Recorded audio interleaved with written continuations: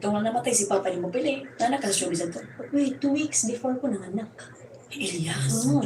Pero ako, nabuang yung kwarto. May kabaluan na. Oo, what man na, Manuwa man ang gipos. tapos man ko. Dili Wala ka ka na, ako yung gitabo tong nagbuntis ko. Di ko Dili ka ka na, para masabtan ka kaya na mo kanang, ba? di ko ganahan. Kanang, like, people think no nga kanang public kay ko, pero I think sad na kanang, if kanang special education for me, gusto ko private. Like, katong nagbuntis ko, bidilihan na, wala siya nakabaw. Wala ka Hindi bitaw. ko ganahan. Wala naka-picture sa imo. Sige, pagkita sa Kanang picture. ako yung kanang ako din na siyang protektaan kaya yung anak. So, mo to sa to. Katong si Patong namatay si Papa ni mo. Oh, 2 weeks. before di panganak si Alia. So, namatay siya May 31. Unya, hindi, si Alias June 27. So, grabe. Usa ba gikamat lang ito pa sa kanila? Feeling ng heart attack. Wala na lang naman biopsy din. Autopsy kay kay namatay siya sa room naman. Isang tube. So, wala gid siya imo nga kanang napagandaan ninyo nga kanang nasakit nga. Wala, no signs, no anything. So, pasabot ka kinong shock.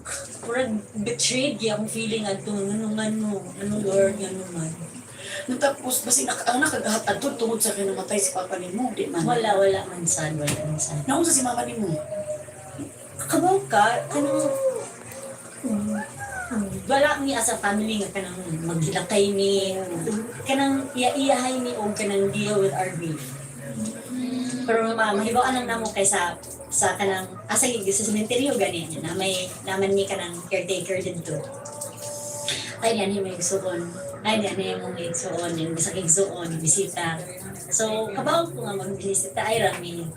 Pero kanang kami lang kanang our own time on our own. O si pero Ano pag-gather sa mi dito every Sunday, si mga anak, pero time sa bista na kanya-kanya na. O si pero kanino malimutan nga gi-advise imong papa sa una niya katong nahitabo siya dito naman na-realize nga sakto gid ay ang giman ni Papa ni mo. No man is worth your tears. Hindi ka masayon-sayon, Ellen, pasayon-sayon. Taas ang balahibo din dapat kung mangot ko. No No man. man is worth your tears. Kaya itong first boyfriend ako, nakita din siya itong first year high school pa kung ka nung,